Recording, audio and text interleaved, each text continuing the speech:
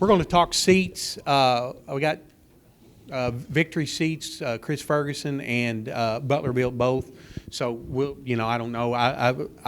We'll let Butler built maybe speak a while. Then I think Chris wants to add some stuff. So if you got some things you want to go over on some seats, that'd be great. Just have talk in a microphone. That way it can be recorded. Because okay. Well, that's the only way that it's recorded if you talk through the microphone. Oh, okay. Okay. So you want me to go? No, yeah. Oh. Yeah, come up there.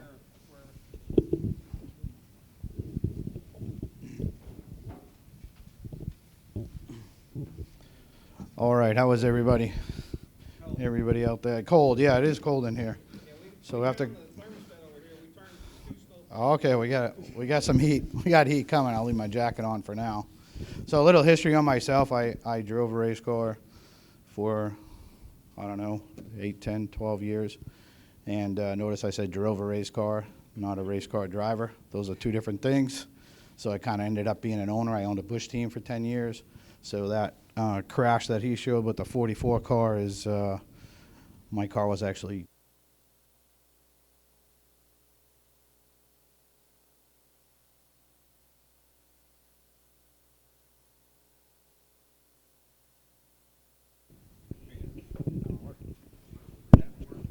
all right, this one works. So yeah, so I got to see that happen, and it was probably one of the most unreal things I've ever seen in my whole life. And know Mike personally, so he definitely survived that.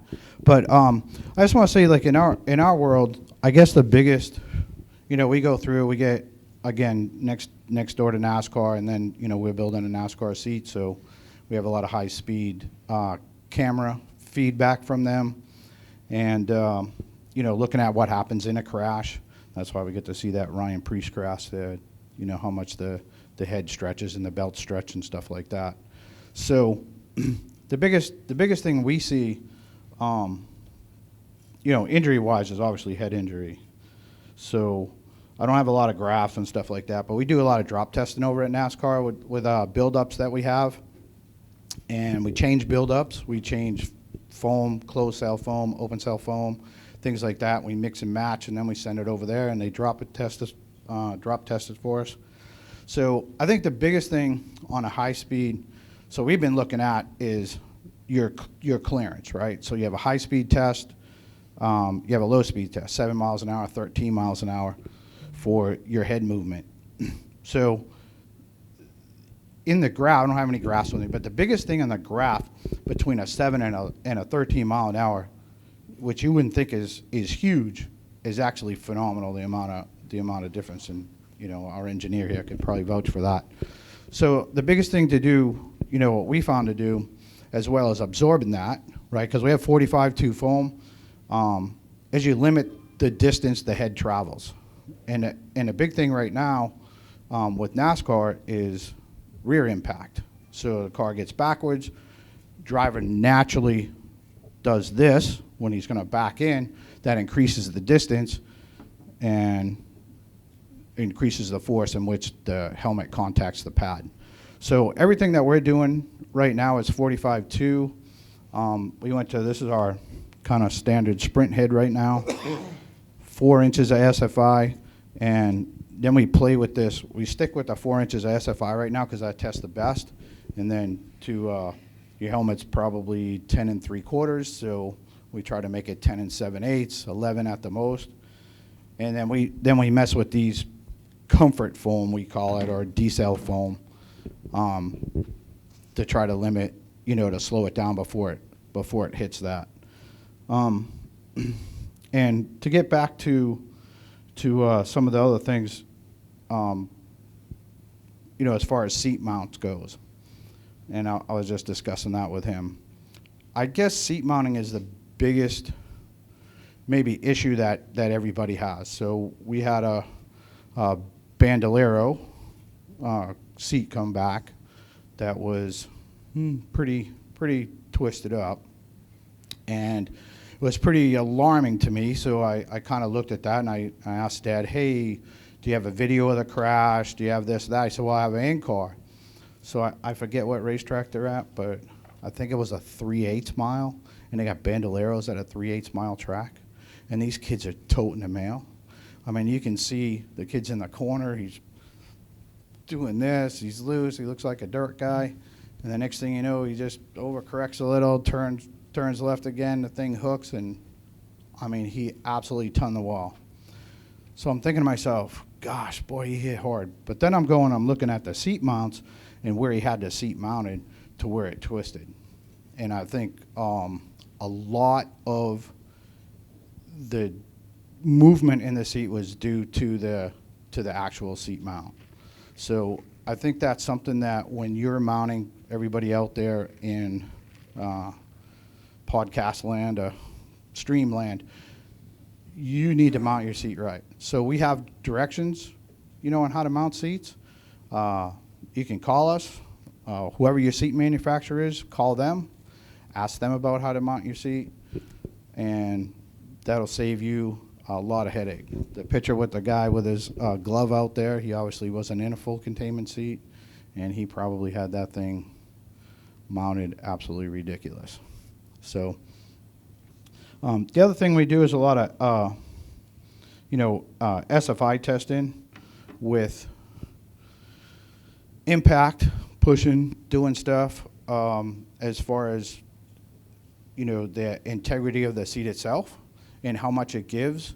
And then we did a little bit of testing here recently on, how your body reacts to that, to, the seat movement itself. And the data is really showing now that, and NASCAR is doing a study right now on spine, but a little bit of movement in your seat, is a good thing. So you got that foam, you're impacting that, and then maybe just a little bit of movement too in the seat brings everything to a gradual stop. And that's what we're really trying to achieve. So we did a test probably 3 months ago, and we changed 4 different things at 4 different tests, which, each test, costs money, but we figure it's worth the investment. So we actually had a person in California where the testing is, and we sent him, and then we started at one point, and we just added a little bit at a time till we reached that, kind of sweet spot to where the seat gives enough, but not too much. And so I just want to know, that's a lot of technology stuff that, is really boring, and graphs and all that stuff, but you don't really realize it until you crash, right? And that's when you really want it. So as far as that's concerned, I think the foam is the biggest thing, and that's really what I'm looking at and that we're spending a lot of time on. There's some new foam out there that's at high speed and at temperature, which of course you got to drop at different temperatures too, right? So 122 degrees is the max, which you'll see like even this comfort foam right here, right now it's pretty stiff because it's cold. You put that at 122 degrees and it turns into jello, right? So not quite jello, but so we have a new foam out there. There's a couple different manufacturers out there that are making new types of foam and testing them.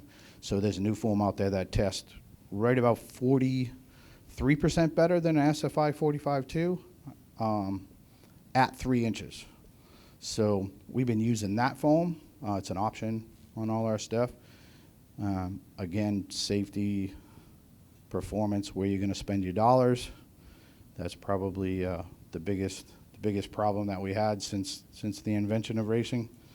So we encourage you to spend a little more money and maybe get a little better head foam and stuff like that.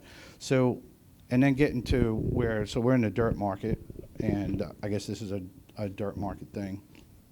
But getting to like those 4-cylinder cars and stuff like that, I guess that they've mandated now, most tracks have mandated full containment for those guys. Yeah, I think so. I've had a lot of feedback on that. So some of them, no. Yeah, I just know in this, I know like South Carolina and stuff and this area right here, we've gotten a lot of inquiries because they said that they mandated full containment for those. So, and I just say that to say that, okay, those guys aren't going to spend $2,000-$3,000 for a seat. Although they should, they're not going to do it. So what do you do? What do you do with, okay, that seat right there, I think on the left is, I won't say the brand, but, you know, is probably not the safest thing in the world, right? So now you can put Head and Shoulders on that, you know, makes it a little bit better. But for those guys in that market, you know, we really need to try to make something that's a little more cost effective, that's going to be, you know, a heck of a lot better than that right there. So I don't really know what the answer is to that. At the moment, we do make a you know, a more cost effective seat. We don't really like it. You know, we would sooner somebody, you know, step up and buy a better seat. But, you know, obviously being in the market, you know, we have to realize that there's a demand for that too, and that void needs to be filled.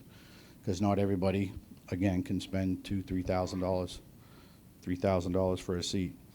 So, and then I won't get too much into belt placement, but we do have working on some things for belt placement, maybe doing some all belt stuff like we do. You know, we use NASCAR as the gold standard because they're out there, they're doing testing, they're doing this, they're doing that. We're talking to them, stuff like that. We see data from high-speed crashes. So we're trying to incorporate that into the sprint car market, into the dirt late model market. Man, right down, you know, to the four-cylinder guys. So something that can make those seats a lot safer and make your belt placement right so that you can't make a mistake. So we have to label the seat, you know, LB, which is lap belt, right? NASCAR makes us label that. So we can take that technology, move that into the lower markets for very low cost. So we're doing, working on that, and we encourage people to, you know, definitely look at their belt placement. Now, I noticed his graph said 20 degrees, but NASCAR, I kind of, again, gold standard, they allow 3 degrees off of that 90, so 93.87 in their stuff. So any questions about, like, actual, I guess, seat integrity or anything like that? I know you're looking, so. Sure. Here you go. Here. Oh. I think that one's working now. I've seen these seat mounts that the micro sprint guys using. Where'd my green marker go? Somebody lost it. That's right. I use a blue one that looks good. It don't work, remember? Oh, no. You remember? I had it last. Did I put it? Josh, what'd I do with it? You probably put it in your pocket. That one don't work. That one don't work. I'll throw that one on the ground too. Where's the? There. Where'd it go? There it is. All right. So these sprint car seat mounts, what they were doing is they've got your roll bar tube here, and then they've got a collar that went around it, and it had some sort of triangulations in it, right? And it was like a rubber insert, and then the mount actually went off of that. My understanding of the way that mount works is that handles high frequency, low amplitude, yeah. right? Things. But the thing is, you're introducing an area for motion, so the compression curve on that looks like this. So you're getting a huge spike in spinal load. And most of in my understanding is most of the injuries, the spinal injuries, are due to compression and rapid compression. So I would encourage anybody who's looking at this style of mount to maybe look into the science a little more and see if you can figure it out. I'm not trying to knock this company down or anything, but I think that's introducing a problem. It might aid in comfort just cruising around the racetrack, but in the event of a hard hit, that could be a problem. You can speak to it. Yeah, no, that's right. I mean, he's right. So now they have the new chasm system that's out there, which is, you know, not quite like that, but where, you know, compression is a great concern, right? Especially in the sprint car deal, where you're coming down, you have the four-wheel drop, bang, you know, all four wheels, suspension's gone because it flew off, you know, 3 rolls before that. and the car just bottoms out. So we've definitely seen, some spinal injuries for that. So it's a huge concern, and I think that some of the things that are out there right now, like the chasm system, definitely helps that. It's got, I don't know if you're familiar with that, but it has it's got pucks on the bottom that are different compression for different weights, so they compress at different rates. So if a 300-pound guy versus a 65-pound guy, right? So you can adjust those pucks. And then the back's on a slide system. So you have this, and you have your little slide system like that, and then it's got a pin here. And then when the pucks collapse, the seat in the back drops, right? And then that's connected to this bar. So the only problem I see with that, which David Gravel, we do a lot of stuff with David Gravel, so he's like our test guy, does a lot of R&D stuff for us. When we come up with new ideas, he tries it. So last night I was talking to him, probably 45 minutes, and I had a chasm in my hand, and he was installing that, which he used the weld-on tabs, and I had the bolt-on tabs. So the problem with that is that you have an aluminum piece with an aluminum thread that you're then bolting your seat to. So that's obviously a concern, right? So I know out of conversation I had with Scott that they're using your shoulder harness, in the test for us in order for the resistance for that seat to come loose and to pull out. So if something happened, I don't know, so your belts, you had cam locks and your belts came off, right? And then you end up with no belts, you crash, now you're in double trouble because the back of the seat rips out of, the aluminum thing. So you're putting a grade 8 bolt into an aluminum thread, and I think it's 5/16. So that's not going to hold a whole lot. So that's a concern, and we're kind of looking at trying to figure out, okay, we need to figure out how to through bolt this, right, and still allow it to slide up and down. So I think that's a good way of doing that, and then trying to say, okay, so then you're dropping, and then that's allowing your seatbelts slack in your seatbelt. So now that creates a problem because that dominoes to your head and neck restraint. Hey, Fred, do you know how much that chasm moves? Is it 1 inch or is it a half inch? I can't remember. Looking at the throw, I think it's like right around a half to 3/4, maybe 5/8. So I think me and Fred probably both agree on this, and people sometimes miss the point. It's 3/4 that they're trying to eliminate drop or slow it down or whatever.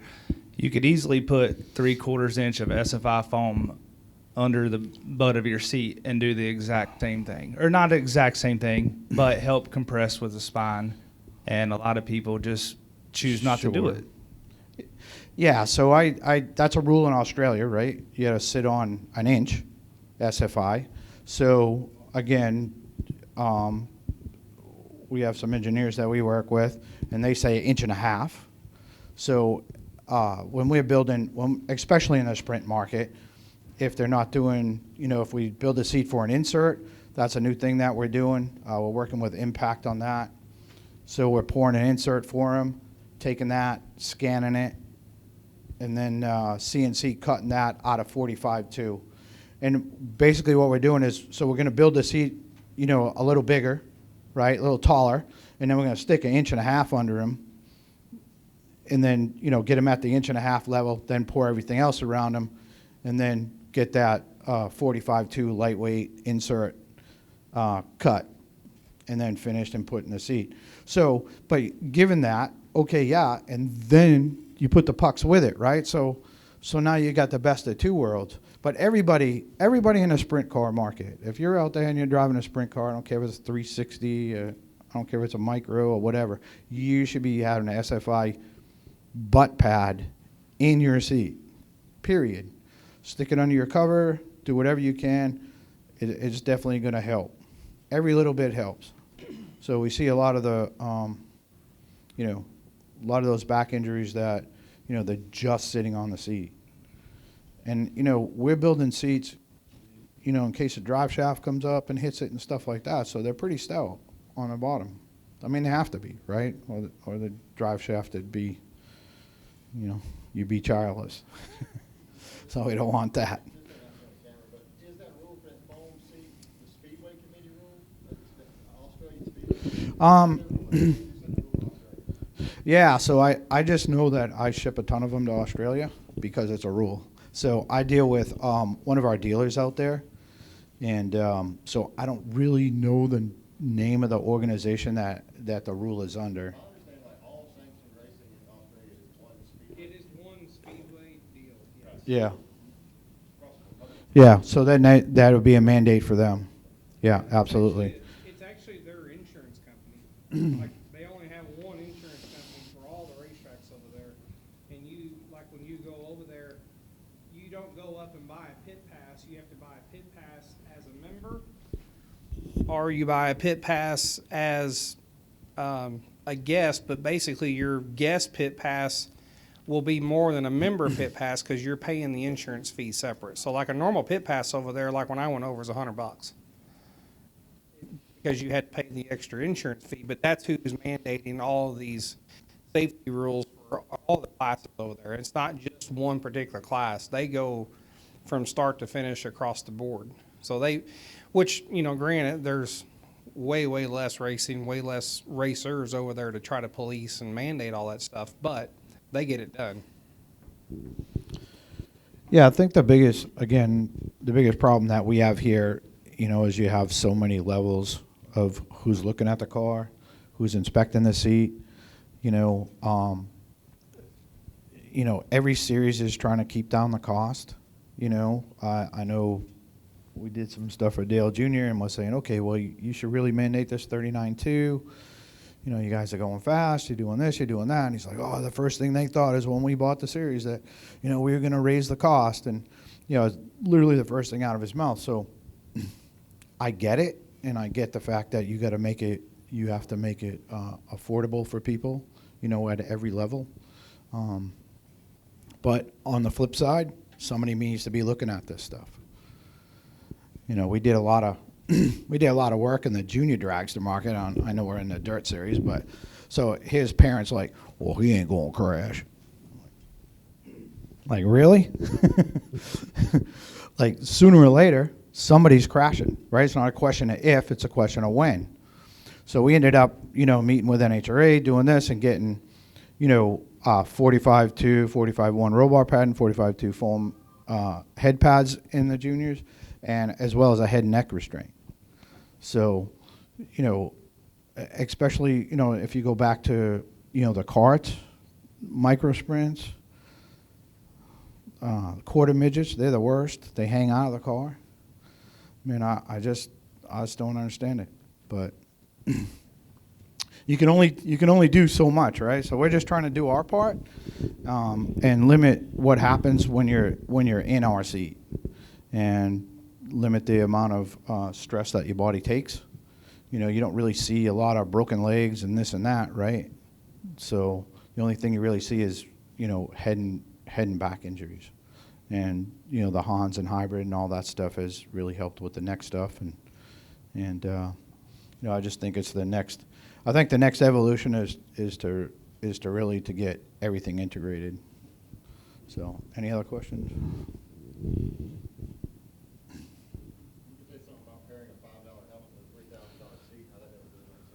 Yeah. Well, I mean, everybody makes choices, right? So again, I spend a lot of time in the junior dragster market just because, we have a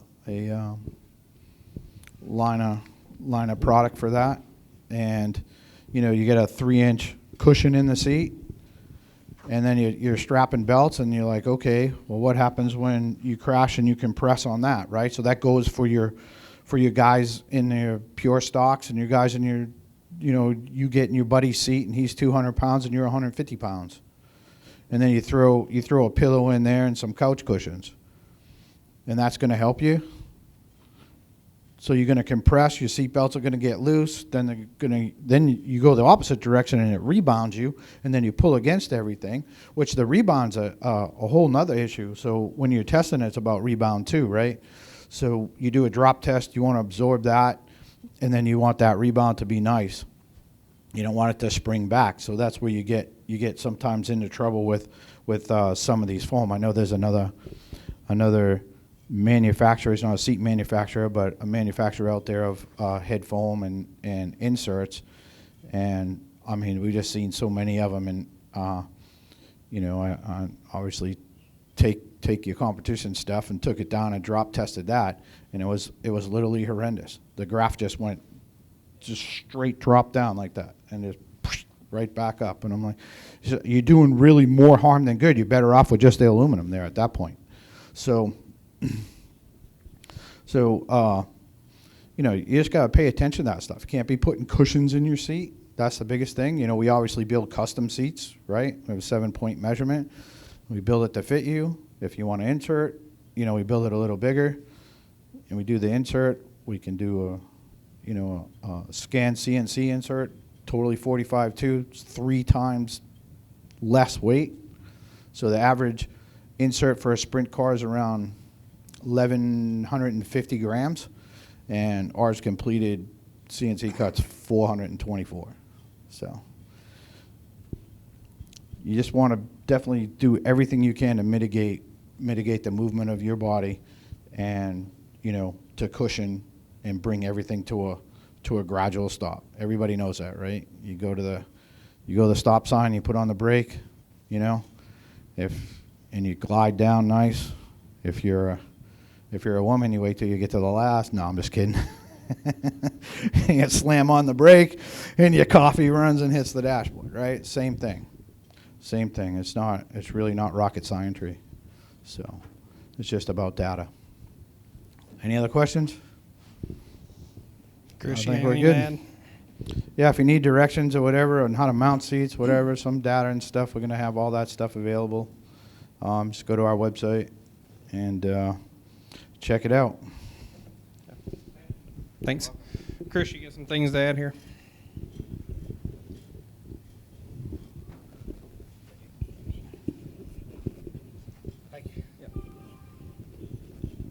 Hey guys, Chris Ferguson with Victory Seats. Going to try to simplify it a little bit. Fred did a great job of showing everybody kind of everything that we're all kind of working towards. Everybody has the same goal of saving race car drivers if you're in the safety industry. So a couple things right off the bat. There's a lot of short track racers that's going to be here this weekend. There's a lot of drivers that are probably here that's bought a used seat, bought a seat from somebody else, especially when you first get into the sport. The first thing you want to do is make sure that that seat is actually built for the right application. I see this all the time at Charlotte, at the dirt track, at asphalt races. There's a guy running a sprint car seat in a dirt late model, and it's just wrong. Fundamentally, the seat's built not correct. You'll see a sprint car seat in a front-wheel drive car. It's just they seen it on Marketplace for $400 and bought it. And not knowing, they don't realize that you could easily get yourself hurt doing that. So a couple things, like I'll just kind of explain it on a seat. So long story short, this is a 20-degree seat, pretty common in all of dirt late model racing and all of short track racing. Asphalt's a little more laid back, but then sprint cars are more, upright. Well, long story short, a 10-degree seat, you take the back angle, you come up, 10 degrees. Naturally, your spine's going to compress a lot more when you have any kind of rough track. We've all raced at, I ain't going to name tracks right this second, but rough tracks. And when that spinal's sitting straight up and down compared to laid back, you're just it's more than likely that you're actually going to have a back injury. So that's why every other form of racing besides sprint car racing lays the seat back, kicks the legs up. And also what happens is people try to, like if you do have a sprint car seat and you bought one by accident and you're like, man, I can't get comfortable in the car. First thing drivers do, they take this seat, they try to lean it back. They try to make it 20 degrees. Well, this seat is fundamentally wrong. What happens is when you lean the seat back, get it back to where you want, the legs kick up a mile in the air. So then your legs are actually hanging. You can't reach the pedals. Performance-wise, you're never going to drive or win races doing this. So, but people just don't know. So really what happens is, whether it's, a sprint car seat or a asphalt late model seat, seats laid way back. What's happening is, if you're sitting in a 25-degree, 28-degree seat in any kind of short track car, your arms are extended, and anyone that's trying to drive and run the cushion is never going to be able to control a race car with their arms completely out. So that's kind of the first thing I wanted to say, because I see it all the time. It's just not. Make sure that when you buy a seat, whether it's a Victory seat, Butler, LaJoy, Kirky, if you don't know what it is, call the manufacturer, because they can tell you what it was built for. And truthfully, they'll tell you to steer away from it if it's bad. Like I said, we're all kind of in this together. There's just so many things that can go wrong, and there's information out there. I understand it's not at the track. I understand that there's not a lot of people that are walking around the pits, but everyone's got internet on their phone now. You can go to all of our websites and find a phone number to call someone, so it's not very hard to really reach out and find out. And also, like the other thing about, like I was saying, if you put the wrong seat in a car, like you were stating earlier, the Halo, 10-degree seat, the headrest is going to be 2 to 3 inches higher. So then you're sitting up higher. I mean, there's so many things that really come into play. So that's the first thing that really I wanted to touch on. There's just a lot of things that can go wrong. So I'm kind of here to kind of show you guys what to look for that's wrong, and also what to look for as far as just every little aspect of the seat. I know Matt didn't realize this was going to be driver participation, but I'm actually going to have him come sit in this real quick to show you guys some things. So this is Matt Henderson. He's won a bunch of races. Way to go, Matt. Yeah. So clearly this seat was not built for Matt. You can probably fit 2 of them in there. So a couple of things that you see right off the bat. Let's just say Matt saw this seat. He's not this guy, but he saw it on Marketplace. It was $500. He's like, "Oh, this seat's great. I can make it work." You know what I mean? I can put an insert in it and make it work. Well, there's a few things fundamentally different about every race car driver in every seat. So the first thing that's like leaping out is how far the rib supports stick out. So the guy that I built this for is Sam Seawright. Sam's what, 215, 220? How much you weigh? Yeah, he weighs 165. So there's 65 pounds difference there. This seat's not going to work for Matt. Even if we pour an insert, fill in the sides, it's fundamentally wrong. So if Matt looks straight ahead, his sight line's okay, but his seatbelt holes, his shoulders are about an inch too high. So that gap is different from every driver, from his sight line to his shoulder belt to up under his ribs. Everybody is different. Every human being is built different. There's none that are exactly the same. So you can do your best to try to make a seat work, but realistically, you're setting yourself up for failure, number one. But the most important thing, you're setting yourself up to get hurt. The second thing that's really bad is, this is where I get a lot of phone calls about people asking, both of us want to drive the car, like a father and son. Could you build a seat that'll work for both of us? Well, the back measurement that we all take is a width that sits in between their arms. So the first thing that you'd measure is, you measure across the back and then you build the rib width that width. Well, let's just say the father's 15, 16 inches, the son's 12 inches.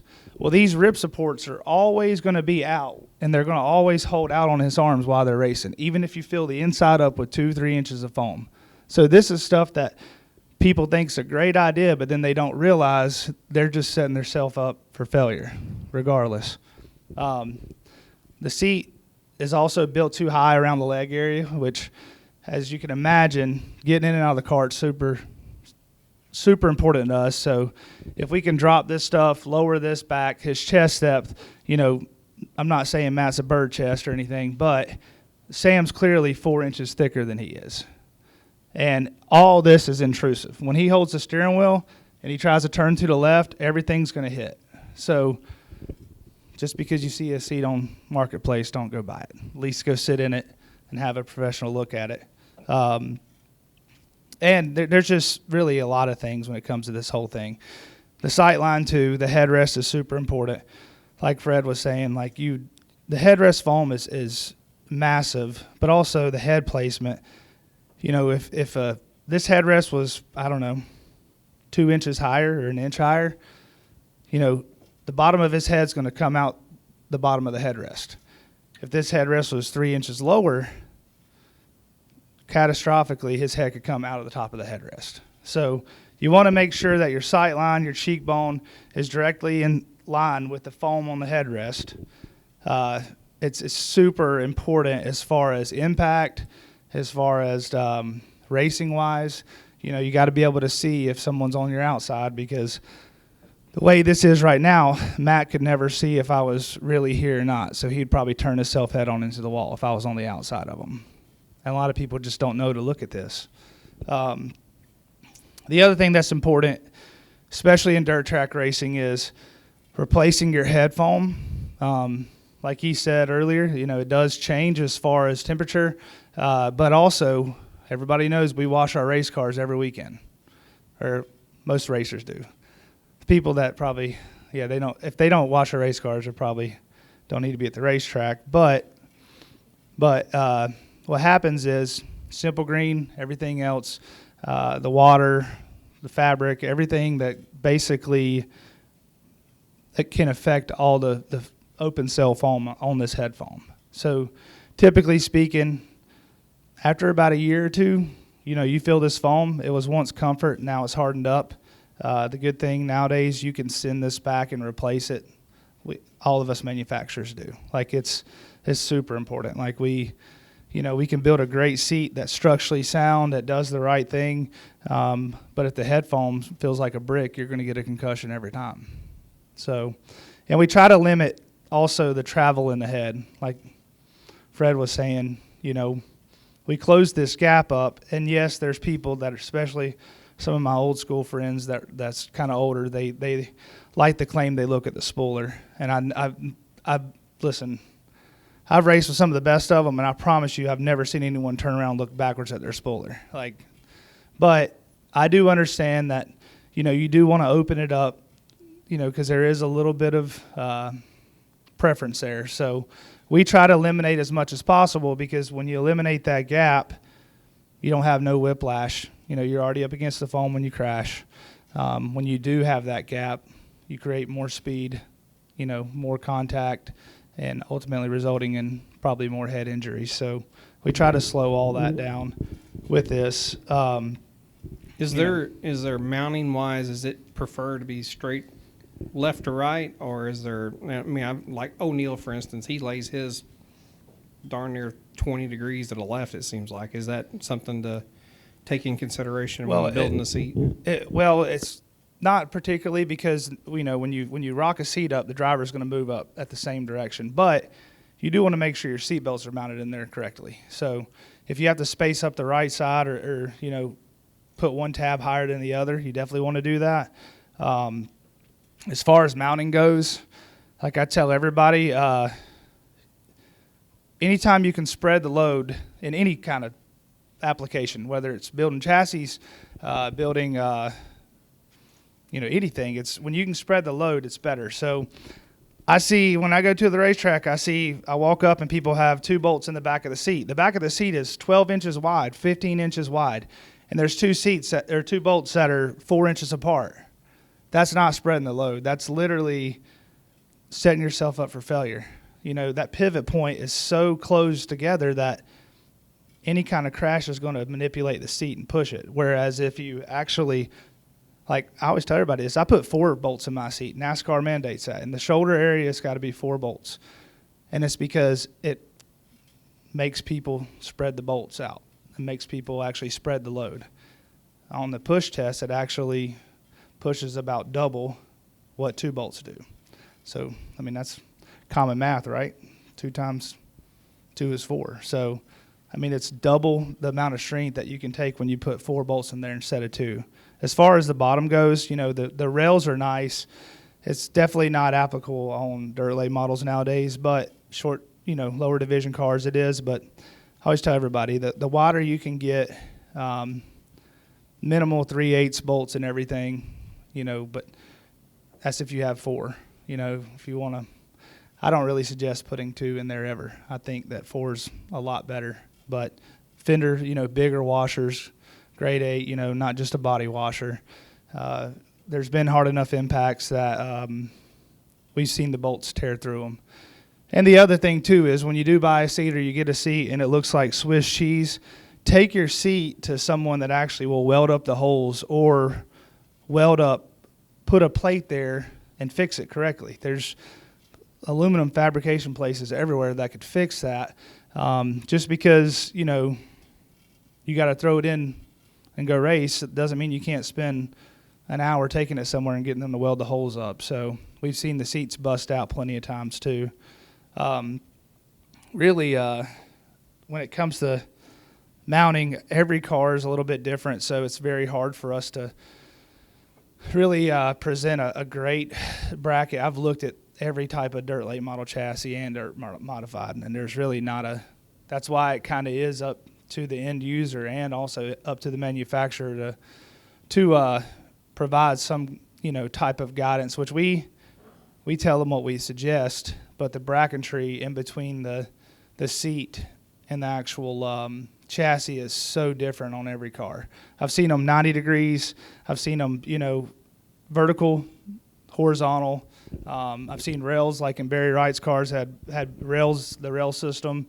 Bloomquist cars had just a flat plate welded in between the roll bars that you bolted straight to the plate. I've seen tabs built. One thing that's very, very alarming, and I know you've probably seen this a lot, there's a lot of chassis manufacturers that aren't putting sub belts for the center substrate. There's not a tab there no more.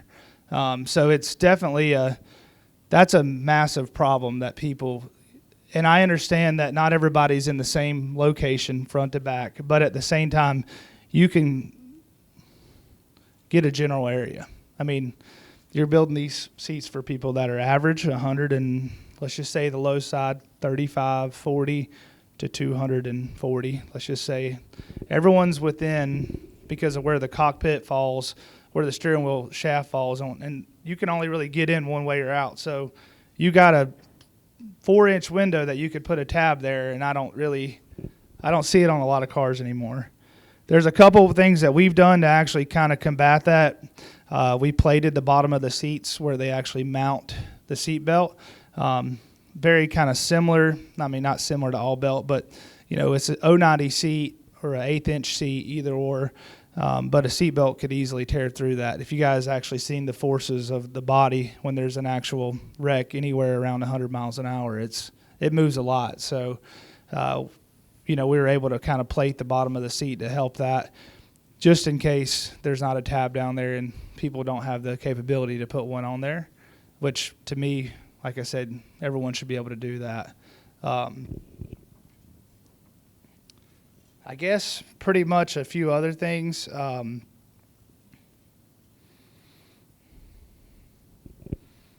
Really, like, when it comes to all this, you know, it's kind of our job to get the information out there. Everybody's kind of on social media, Facebook now, and don't believe everything you see on Facebook, you know.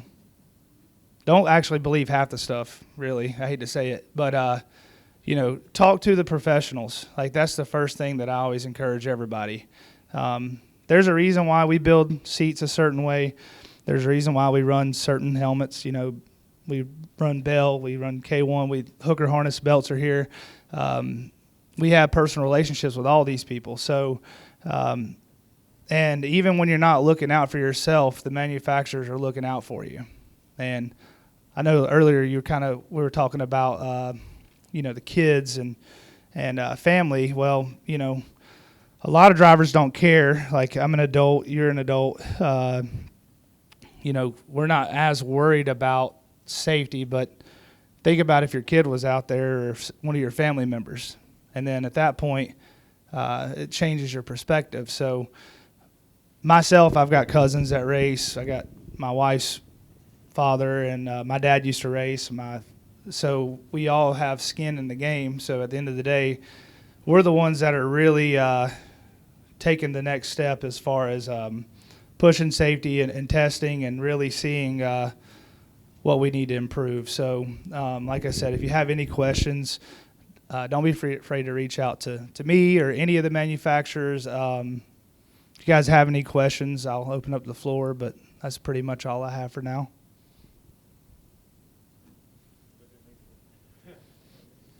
Good? Thank you, Matt. Okay. Yeah.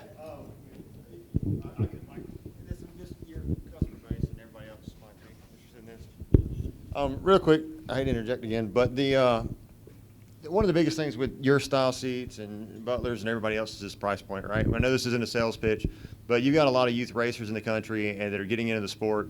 I mean, do you guys do you offer any kind of trade-in upgrade program or anything, or are we looking at $3,000 and $4,000 investments every couple of months because my kid's growing like a weed? Well, here's kind of me and Scott and Neil just had this conversation.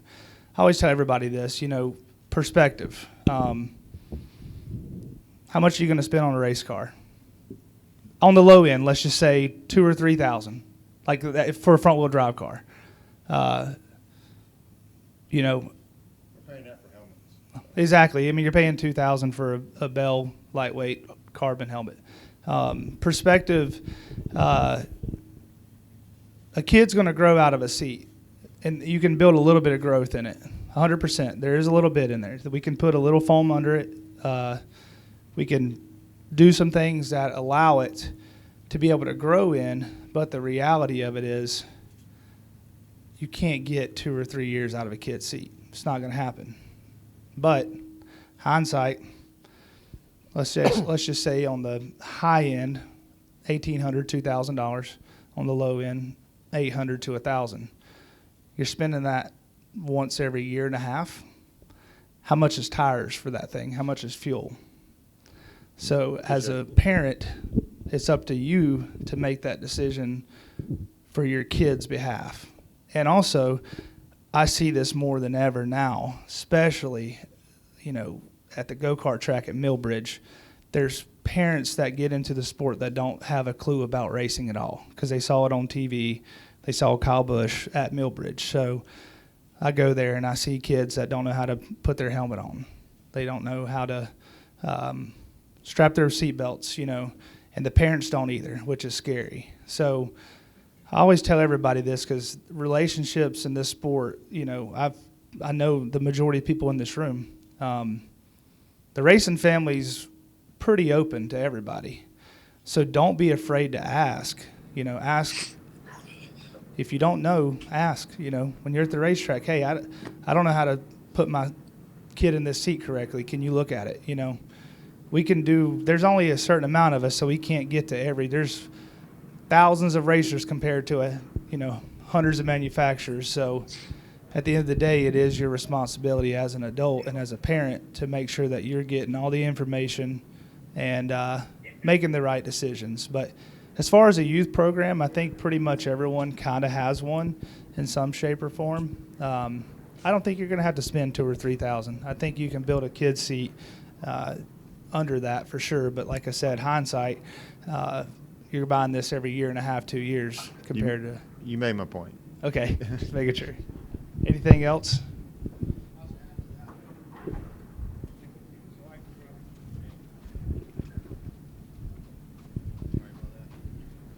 So I grew up playing ice hockey.